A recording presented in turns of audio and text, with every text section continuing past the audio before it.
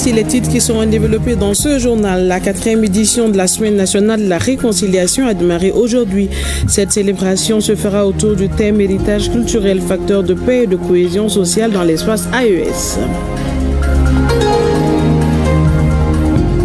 La Maison fédérale du cinéma et de l'audiovisuel au Mali vient de rendre un hommage à Mahamadou Famara Koulibaly, réalisateur et directeur de photos. L'initiative partant de l'année de la culture s'inscrit dans le cadre de la dynamique de reconnaissance du mérite. Heureuse de vous retrouver pour le journal de 13h, mesdames et messieurs. Bonjour. Ali Matina, bonjour. Bonjour, Aïcha Baba. Alors, nous allons parler sport. Le tirage au sort du tournoi qualificatif UFOA que notre pays va bientôt abriter vient d'être effectué. Pouvez-vous nous en dire plus? Oui, le tournoi UFOA a une compétition réservée aux catégories des cadets. Il s'agit d'un tournoi sous-régional.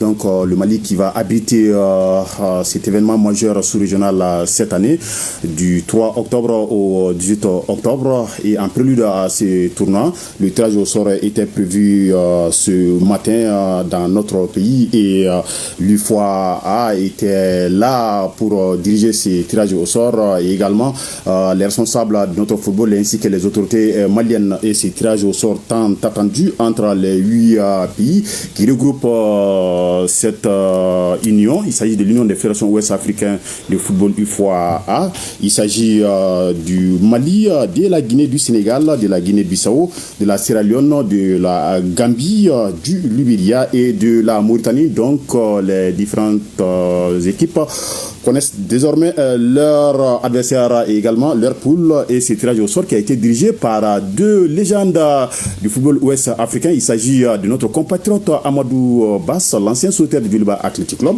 l'homme aux 8 buts, et également l'ancien international burkinabé Sibili Alain Traoré, donc qui a fait l'honneur d'être là.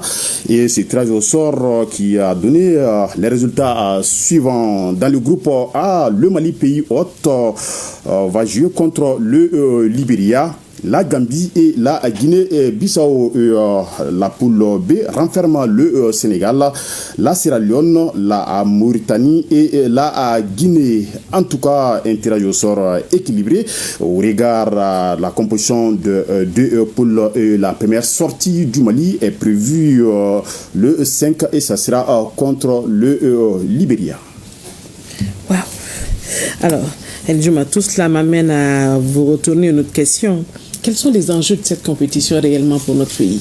Voilà, les enjeux de cette compétition, elles sont importants puisque en ligne de mire, il y a 2 tickets à pourvoir pour la prochaine Coupe d'Afrique des Nations au niveau des cadets. Vous le savez, depuis un certain temps, la Confédération africaine de football a changé un peu le format des éliminatoires au niveau de cette catégorie. Désormais, c'est un tournoi zonal et en ce qui nous concerne notre zone USA, et il y a 2 tickets à pourvoir. Donc les 8 équipes vont lutter pour décrocher ces 2 tickets. Donc l'enjeu, il est très très important.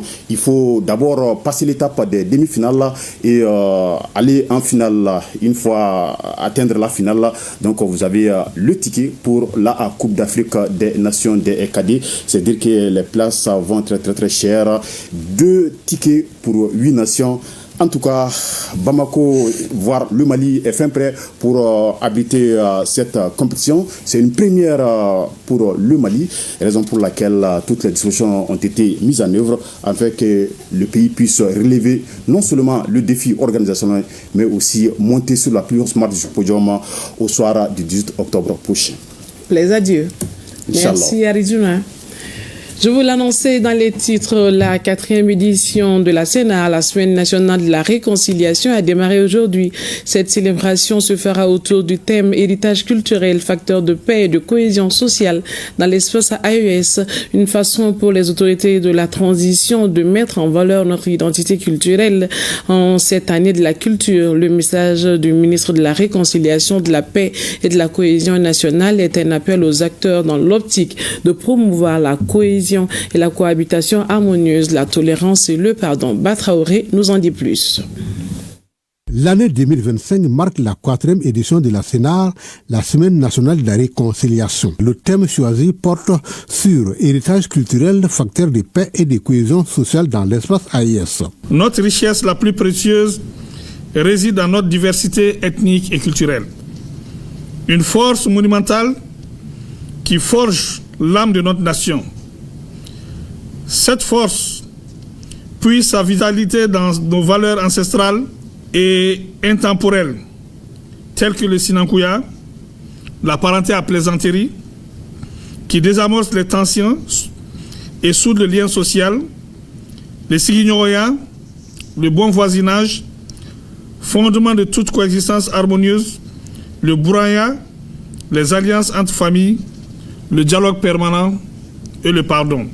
Érigé en principe sacré par le peuple dans notre charte nationale pour la paix et la réconciliation nationale, ces valeurs constituent bien plus qu'un héritage, elles sont notre boussole commune qui doit inspirer et guider chaque initiative, chaque action et chaque décision pour bâtir le Mali Koura. Durant une semaine, les activités prévues devront permettre de promouvoir la culture comme instrument de paix, de vivre ensemble et de renaissance conformément au thème. Il s'agit de mobiliser dans tous les acteurs clés, notamment les femmes et les jeunes, dans la transmission des valeurs ancestrales de paix et de dialogue permanent entre la culture pour renforcer l'intégration et la fraternité au sein de l'Alliance des États du Sahel. Au programme de cette édition, des débats citoyens sur la Charte nationale pour la paix et la réconciliation nationale, le rôle des femmes et la promotion de l'approche du développement conduit par la communauté, le DCC, mise en œuvre par le ministère de la Réconciliation nationale, des expressions artistiques et culturelles, des activités sportives, de plantation d'arbres et de remise de prix annuels pour la promotion de la paix au Mali. La Semaine nationale de réconciliation, selon le journal du corps d'armée Ousmane Ouagé, est une tribune bien indiquée pour consolider les valeurs telles que la cohabitation harmonieuse, la tolérance et le pardon. Vous disposez désormais d'une carte qui vous permet d'accéder aux services sociaux de base et à moindre coût. Elle s'appelle la carte Zenica, un produit de l'entreprise Elvera Global ML SAS qui a été dévoilé au public le samedi dernier, c'est-à-dire le 13 septembre. C'était lors de la cérémonie d'inauguration de l'entreprise Elvera Global située à Faladie en commune 6 du district de Bamako. Découvrez les avantages de la carte Zenica avec Aminata Briema Ouedraogo et Alkao Traoré. Ces coups de ciseaux marquent le lancement officiel des activités de Elvera Global Mali SAS. La société se donne comme objectif de faciliter l'accès à certains services sociaux de base à la population à travers son premier produit, la carte Zenica. Tous les besoins sont prioritaires, mais il y a certains besoins où tout le monde n'a pas accès à ces besoins. Et pas parce qu'ils n'ont pas les moyens, mais aussi c'est parce qu'ils ont beaucoup de charges.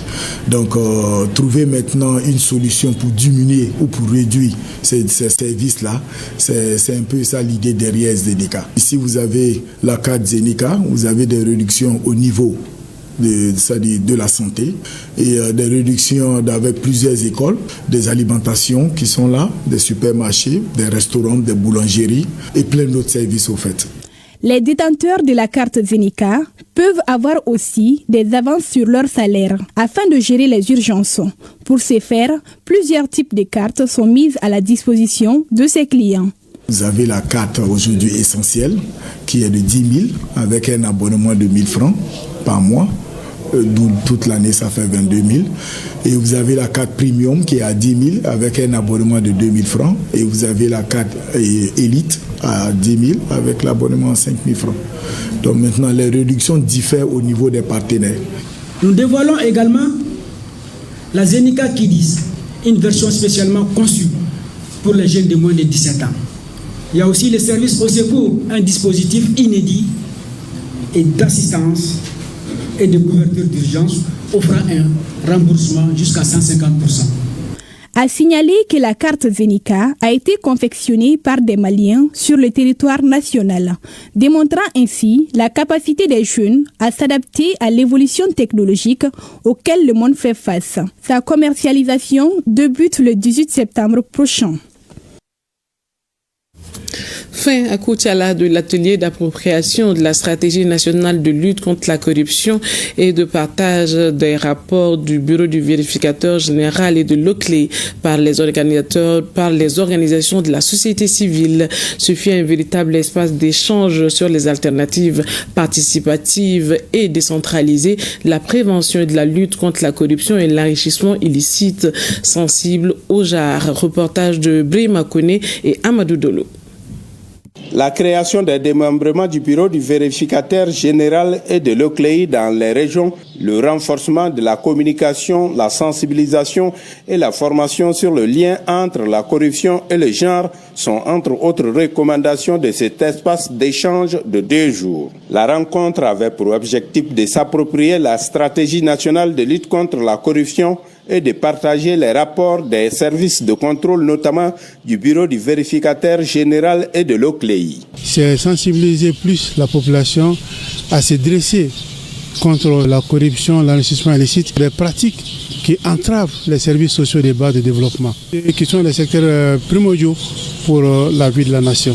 Le rôle de la jeunesse, ça doit être d'abord un éveil de conscience collective. Il y a notre rôle également de faire savoir à la communauté les causes et les conséquences sur la gouvernance locale des effets de la corruption. Les échanges ont porté essentiellement sur les alternatives participatives et décentralisées de la prévention et de la lutte contre la corruption et l'enrichissement illicite sensible au genre. Ils s'inscrivent dans le cadre de la mise en œuvre du projet LUCID porté par le PNUD et la coalition des organisations de la société civile pour la lutte contre la corruption et la pauvreté COS-CLCCP et financé par le Royaume des Pays-Bas ainsi que le Danemark. La finalité recherchée par rapport à cette activité est de pouvoir permettre aux OEC, notamment les organes de veille à la base, de pouvoir formuler des thèmes de plaidoyer auprès des autorités locales, de connaître aussi des mécanismes de prévention et de lutte contre la corruption, permettant de faire ce qu'on appelle des dénonciations des cas de corruption.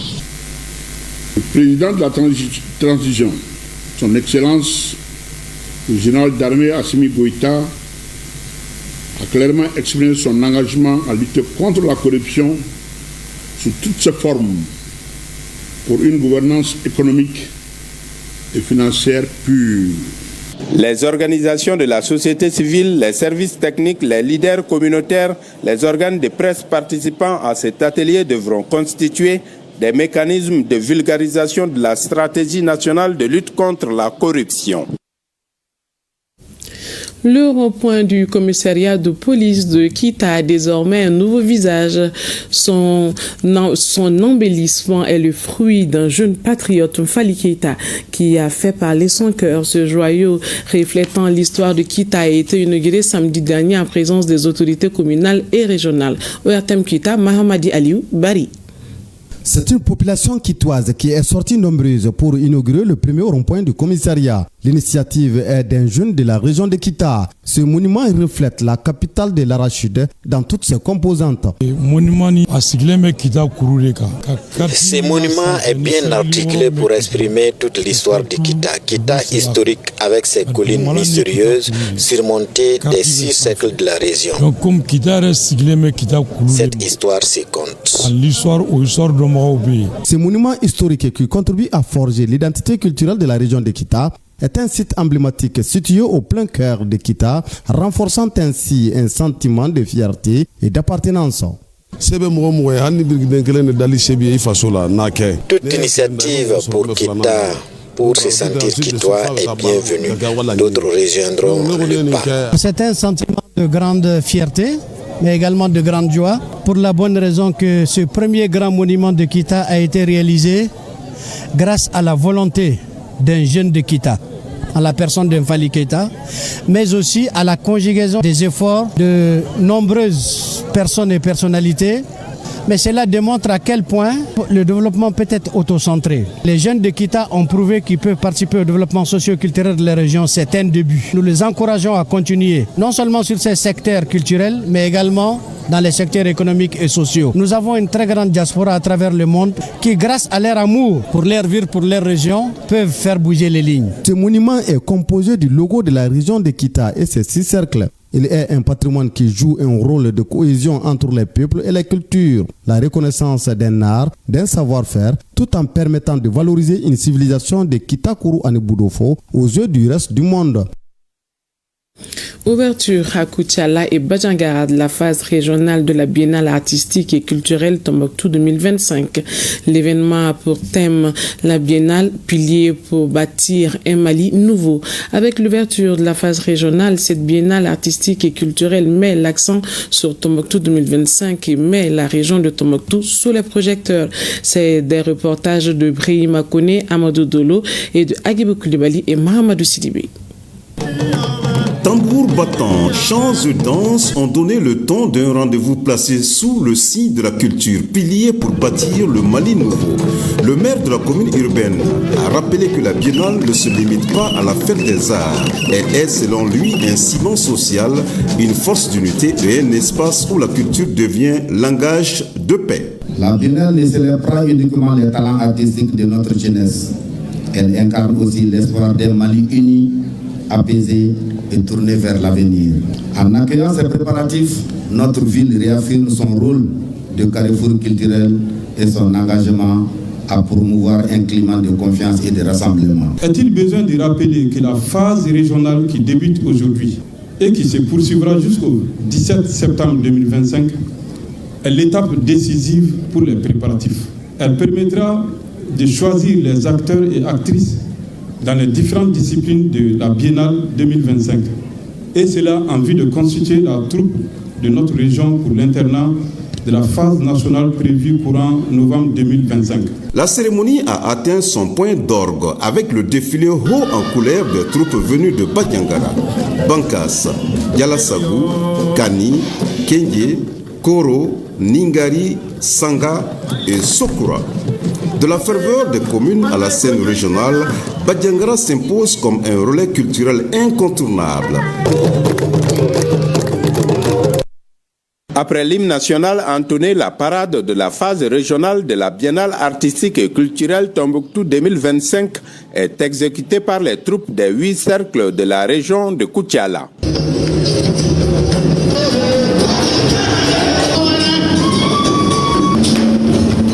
La promotion des activités culturelles et artistiques intéresse à plus d'un titre notre conseil communal.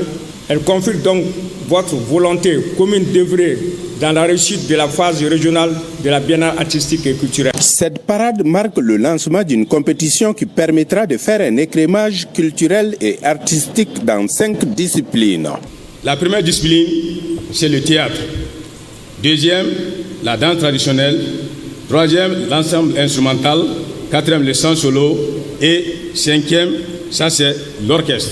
Plus de 500 participants viennent répondre à notre appel. Durant une semaine, nous allons cumuler cas par cas pour donner la troupe régionale. Cette phase régionale de la Biennale a pour thème la culture, pilier pour bâtir un Mali nouveau. À travers ce thème, la région cosmopolite de Koutiala devra revisiter les valeurs anciennes lui permettant de jouer pleinement sa partition dans le développement de notre pays. Pour la cohésion sociale, le vivre ensemble, le retour de la paix, le recours à la Biennale s'est imposé comme la seule alternative car elle est l'occasion inespérée de nous plonger dans le moule de notre savoir-être, de nous montrer les vertus de notre savoir-vivre et de nous procurer du bien-être de notre savoir-faire. Du 13 au 18 septembre 2025, la salle Zanga Koulibaly, un lieu symbolique, devra vibrer au rythme des œuvres artistiques et culturelles des melting pot résilients. Je vous l'annonçais dans les titres, la Maison fédérale du cinéma et de l'audiovisuel au Mali vient de rendre hommage à Mahamadou Famagan Koulibaly, réalisateur et directeur de photos. L'initiative partant de l'année de la culture s'inscrit dans la dynamique de reconnaissance du mérite et de partage d'expériences. La cérémonie était plutôt suivie de la diffusion de la série Pacte colonial dans le quartier Bak Djikoroni Para Flabougou. Mariam Koulibaly nous en dit plus. Plus qu'un simple acte symbolique, c'est une véritable célébration de la mémoire vivante du cinéma malien qui s'est tenue récemment à Bamako. La Maison fédérale du cinéma et de l'audiovisuel au Mali a rendu un vibrant hommage à Mamadou Famara Coulibaly, figure éminente et artisan discret mais essentiel du 7e art national. Famara a été d'un grand appui pour le cinéma malien. Mais beaucoup ne le savent pas. Il a fait beaucoup. Moi, j'ai beaucoup fait avec lui. J'ai fait des voyages, j'ai fait beaucoup de reportages avec lui. Donc, je sais qui il est. Ces hommages viennent vraiment à point nommé. Nous sommes avec Mamadou Famara dans le quartier depuis des années. Il nous accompagne dans beaucoup de choses. Aujourd'hui, nous avons su davantage qui il est exactement. Par cette initiative, les autorités culturelles ont souhaité saluer un parcours exceptionnel marqué par plus de 4 décennies pour les rayonnements du cinéma et l'espace médiatique. L'événement fit empreint d'émotion et de solennité à l'image de l'homme honoré. Si j'avais été décoré par l'État, j'allais dire qu'il est venu après une reconnaissance. Mais c'est sa reconnaissance éternelle, pas éternelle qu'il a manifestée à mon égard. Et moi-même, je ne sais même pas comment je peux apprécier cette reconnaissance-là à juste valeur. C'est dans des événements populaires comme ça qu'on peut se permettre de former le maximum de gens sur la citoyenneté, sur le bienfait du travail, sur les avantages et autres choses que le salaire et autres ne donnent pas. En point d'orgue de la cérémonie, la projection de la série Le Pacte colonial, un moment fort perçu comme une exhortation à la population à soutenir activement les efforts entrepris par les nouvelles autorités dans l'espace AES. C'est la fin de ce journal. Merci de l'avoir suivi. À demain. Plaise à Dieu.